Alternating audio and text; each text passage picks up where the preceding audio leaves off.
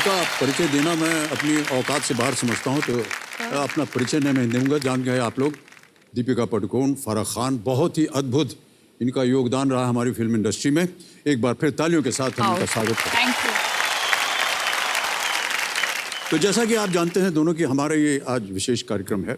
जितने भी हम अपने मेहमानों को यहाँ आमंत्रित करते हैं, वो आते हैं किसी एक विशेष काम के लिए, कोई एक ऐसी आपका कोई कॉज हो जिसके लिए आप यहाँ पर आएँ और ढेर सारी धनराशि लेकर के जाएं। तो आप बताएंगे आप? सर 2014 में मुझे डिप्रेशन हुआ था और उसके बाद मैंने एक मेंटल हेल्थ फाउंडेशन सेटअप किया था। और जब मैं उस चीज़ से गुजर रही थी तो मुझे ऐसे लगा कि लोग मतलब इस चीज़ के बारे में बात क्यों नहीं कर रहे हैं। बहुत एक स्टिग्मा था और जानकारी भी नहीं थी। तो ड्यूरिंग दैट एक्सपीरियंस मुझे ऐसे लगा कि अगर मेरे साथ ऐसे हो रहा है तो शायद ऐसे बहुत सारे लोग होंगे जो इसी चीज़ को शायद एक्सपीरियंस कर रहे होंगे।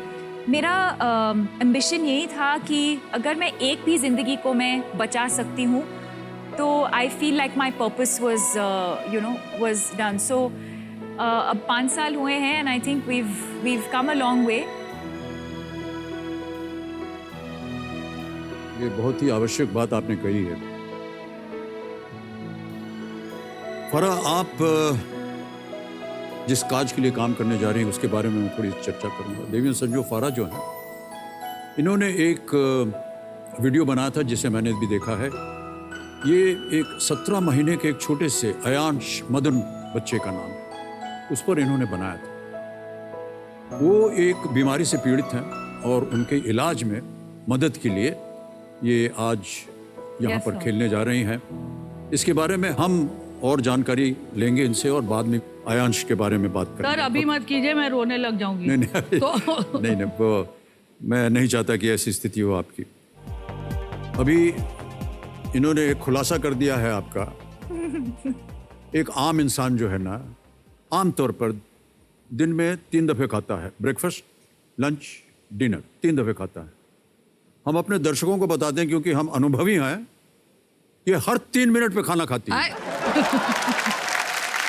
जी सही बात है। हमने इनके साथ 2 फिल्में की हैं।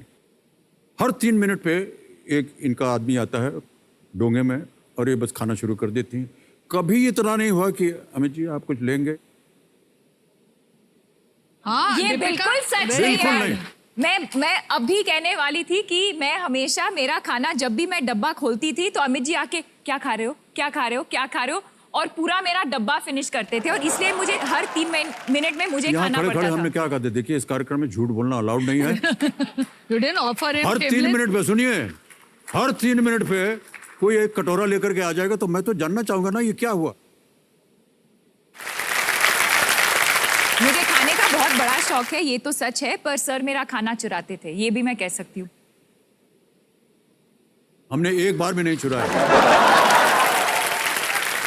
सर मेरे साथ वो इसीलिए अब काम करती हैं ताकि मैं घर से खाना लाऊं इनके वही लिए। मैं पूछने वाला हाँ। था कि देवी जी आप जो बिरयानी खिलाते हैं ना अपने कलाकारों को,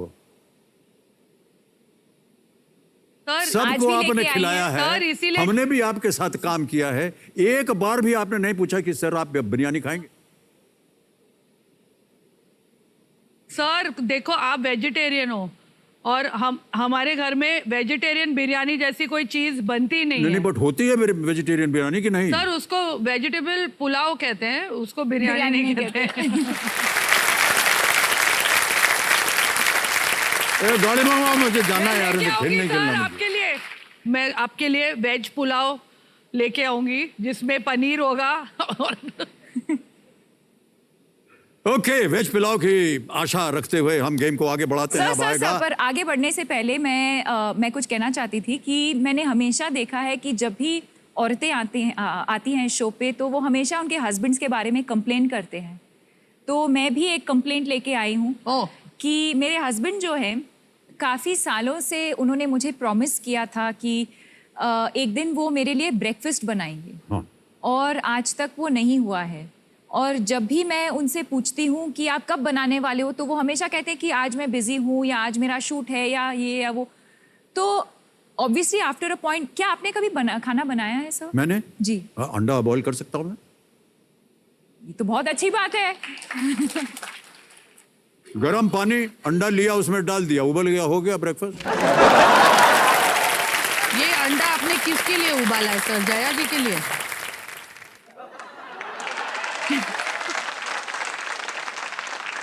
अभी हम घर जाएंगे ना, निश्चित रूप से आज हमको बहुत मार पड़ने वाली है। कृपया करके इस विषय को मत उठाइए। Okay. तो आप कह रही थी कि वो बनाते ही नहीं है। आज तक उन्होंने कुछ ना कुछ एक्सक्यूज दिया है। ओके, एक फोन कॉल लगाते हैं उनको। Okay. बताएंगे नहीं उनको क्या है। Okay. ऐसे ही फोन कॉल लगाते अरे, हैं, देखते है ना। I love Ranveer, computer ji, please. Ranveer से बात हो सकती है क्या? सो रहे होंगे। हाँ, अभी? आपको कैसे मालूम कि सो रहे हैं? पता नहीं, या शूट पे होंगे, पता नहीं। Hello Ranveer. Hello Ranveer sir. Sir, तालियों के साथ आपका स्वागत करता हूं। हम केबीसी पे बोल रहे हैं।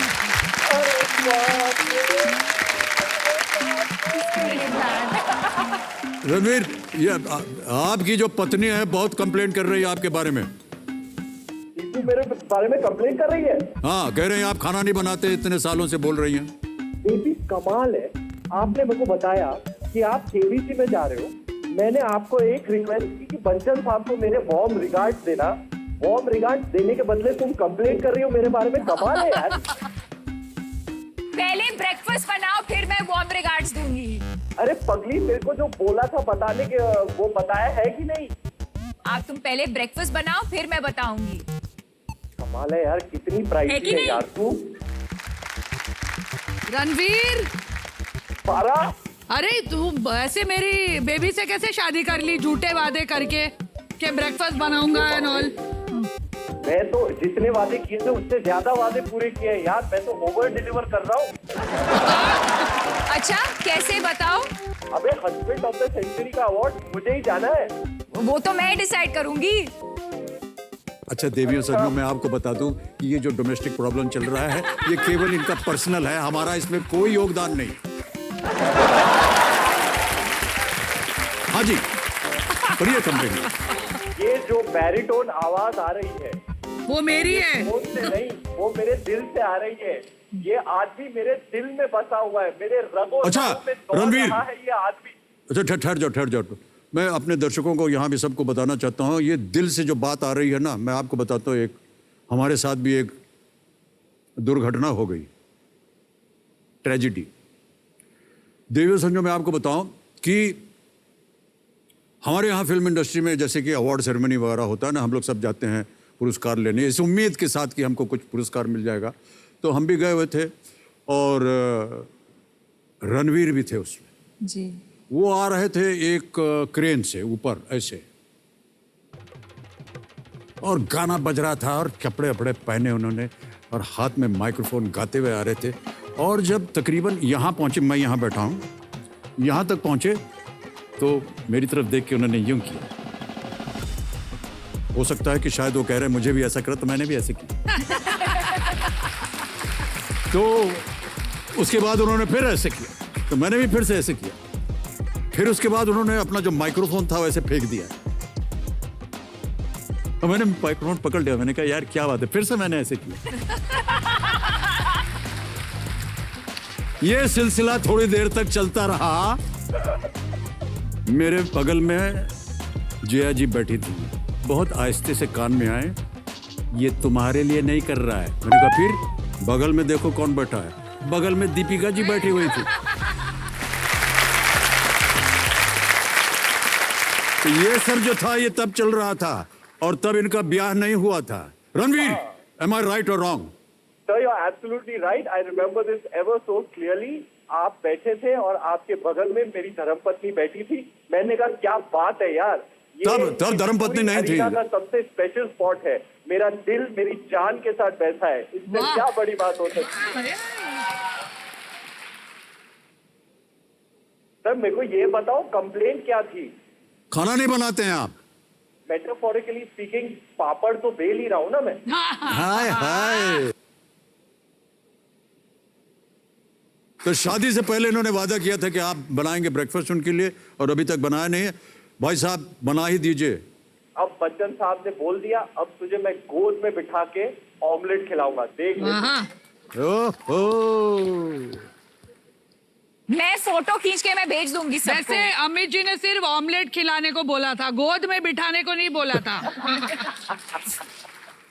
Thank you so much Ranveer, once more big hand for Ranveer Singh. Deepti ji बहुत बहुत बधाई आपको। धन्यवाद। कैसा लग रहा है? शब्दों में बयान नहीं कर सकती सर क्यों? मैं। ये काफी परिश्रम किया होगा आपने यहाँ आ जाने के लिए। एब्सोल्युटली। जी, और ये जो आपने नाक में पहना है ये बहुत सुंदर लग रहा है। धन्यवाद सर। क्या शायद बोलते हैं, मेरे क्या लाइफ- बोलते हैं इसको? सर इसे मराठी में नथ कहते हैं, नथ कहते हैं, हाँ, हालांकि हिंदी में भी सभी में सब जगह नथ बोलते हैं। पर ये महाराष्ट्र नथ है। हाँ, महाराष्ट्र। अच्छा, इसकी कोई खासियत? हमारे सारे त्योहारों पे हम पहनते ही हैं जी। सबसे खासियत यह है कि स्त्री की शोभा बढ़ा देती है। जी, बिल्कुल। और हर स्त्री पहनने वाली बहुत सुंदर लगती है।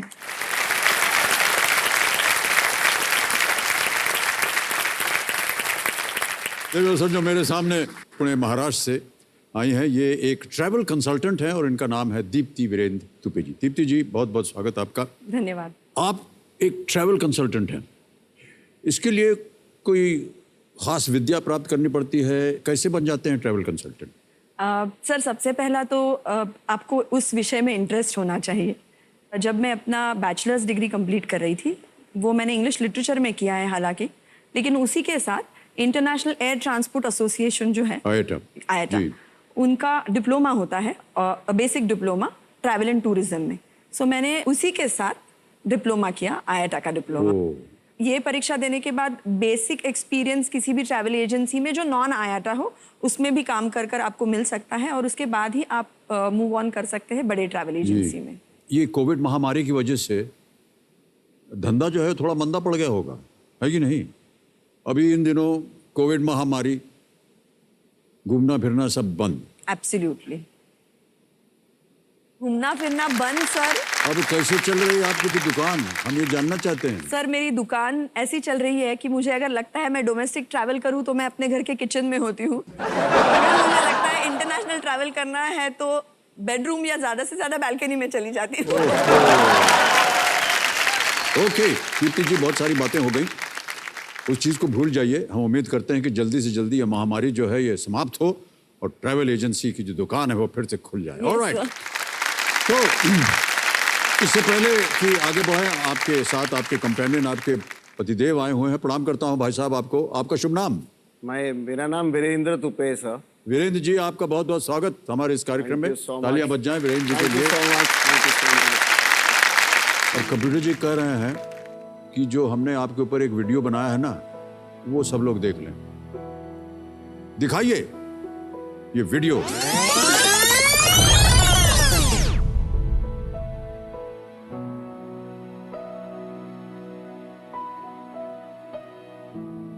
आपने केतरी जी तो देखी होगी, आपने पू को भी देखा होगा, तो समझ लीजिए मैं वही हूँ।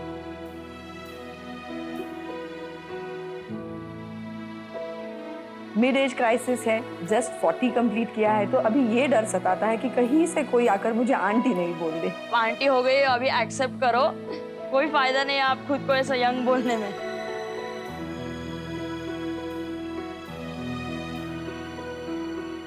सबसे ज्यादा नखरे कौन करता है? सबसे ज्यादा आलसी कौन है? शॉपिंग करना किसे पसंद है? गॉसिप कौन करता है? कंप्लेन्स कौन करता है?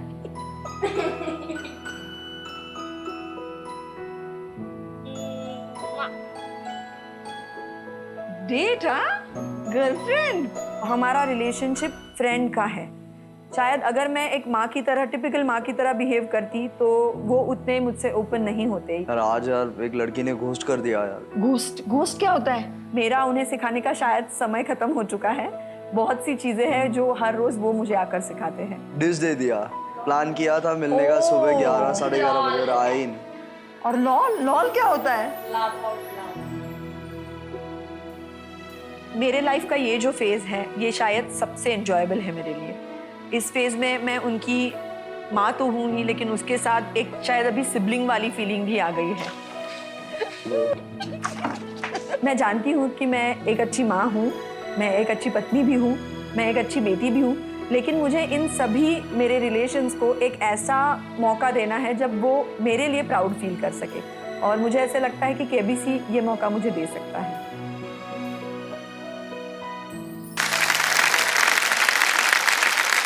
अच्छा, बहुत सारे प्रश्न हैं हमारे पास ये देखने के बाद। एक तो हम आंटी कभी नहीं बुलाएंगे आपको, आप अशोक बोलिए। दूसरा, आपने कहा कि आप टिपिकल माँ की तरह नहीं। टिपिकल माँ कैसी होती हैं? शायद माँ नैग बहुत ज्यादा करती है, मैं इतना ज्यादा नैग नहीं करती हूँ, क्योंकि अच्छा, मैं भी शायद थी कुछ इंस्टेंसेस में शायद मैं नैग करती हूँ, लेकिन मुझे फिर रियलाइज हो गया कि मैं जितना उन्हें नैग करूंगी, हर बात में टोकूंगी, वो उतना इरिटेट होते हैं और वो बिल्कुल ऑपोजिट करते हैं जो मैं मैं चाहती हूँ कि वो कहती हूँ। करें। अच्छा, ये आपको लगता है हर एक माँ जो है ऐसे ही होती है? शायद उनका एक माँ के तौर पर वो तरीका या अप्रोच सही हो सकता है, लेकिन बच्चों को, और स्पेशली इस एज के अगर बच्चे हो तो उन्हें वो बिल्कुल पसंद नहीं जी आता जी। है। मैं ऐसा मानता हूँ कि ये जो धारणा है ना, ये बदल रही है बहुत जल्दी। हाँ, हाँ। हमारी जो आजकल की जवान पीढ़ी है और जितनी भी माताएं हैं, वो सब उन्हीं के साथ साथ जाती हैं। Absolutely. उन्हीं के साथ खेल। अभी आप बता रहे थे कि भैया वो अब्रीविएशन क्या होता है। अच्छा, जो छोटे सरकार है ना आपके, वो बहुत गलत बोला उन्होंने। लॉल उन्होंने कहा लाफिंग आउट लाउड, हाँ। गलत। Lots of love. ओह वो नहीं बताएंगे वो आपको, तो वो गर्लफ्रेंड को देते। ऑलराइट दीप्ति जी, ओके। सर, मुझे आपसे एक सवाल पूछना था। आपने हाँ जी। मेरा एवी अभी देखा है।